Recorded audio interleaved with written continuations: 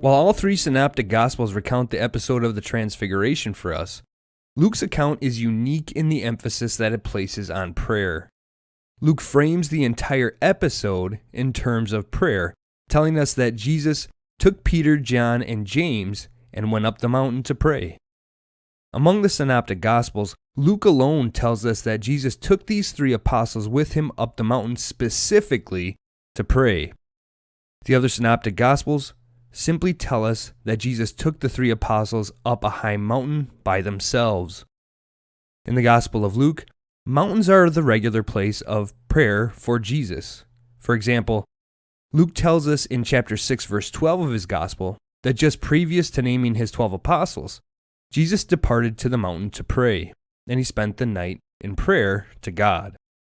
And more immediately related to our discussion today, the Garden of Gethsemane, where Jesus utters a prayer central to his salvific mission, is likewise located on a mountain, the Mount of Olives. Okay, the logical question is, why mountains? The symbolic significance of mountains is very straightforward and speaks directly to our discussion today. Mountains tower above the geographical area surrounding it. Mountains are simply higher up. Thus, if we are thinking in a very basic symbolic way, mountaintops are closer to God, who is often thought of as being up there. Think here of Jesus' ascension into heaven, which is a central tenet of the Christian faith, which we profess in the Creed. Of course, the word ascension literally describes the act of moving upwards. And moving upwards is precisely how St. Luke describes the event in the first chapter of the Acts of the Apostles. There, in chapter 1, verse 9, Luke writes that, as the apostles were looking on, Jesus was lifted up, and a cloud took him from their sight. Thus, on the one hand, mountaintops provide a straightforward symbol of being at a locus that is closer to God, who is thought of as being up there. However, while symbolically simple and straightforward, by tying Jesus' time of prayer to a mountaintop setting, Luke teaches us a very profound truth where the nature of prayer is concerned. A truth which I think we tend to take for granted or perhaps overlook.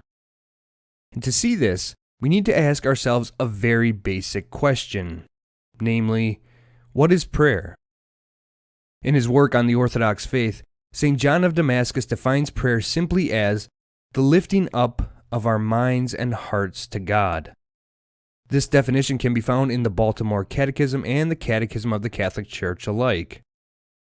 As this definition can seem a bit ethereal, the Baltimore Catechism goes on to teach us that prayer is an act of love. It is sometimes called conversation with God, but a conversation of love, a heart-to-heart talk with God, who is love and loves us. Most simply, prayer is a heart-to-heart conversation with God. The qualifier heart-to-heart is important here, though. For scripturally, the heart denotes the very core of one's being. Thus, authentic prayer is always a cri de coeur, as it were, a cry of the heart to God. Yet not solely as complaint or a cry of anguish, as the French phrase cri de coeur suggests, but rather in the sense of placing oneself totally in God's presence. It is for this reason that St. Paul can encourage us to pray without ceasing, as he does in chapter 5, verse 17 of his first letter to the Thessalonians. While prayer perhaps begins as a simple conversation, the deepening of prayer, its maturing, is characterized by living life continually in the presence of God. Not that the conversational dimension is left behind, but rather that the conversation never ends.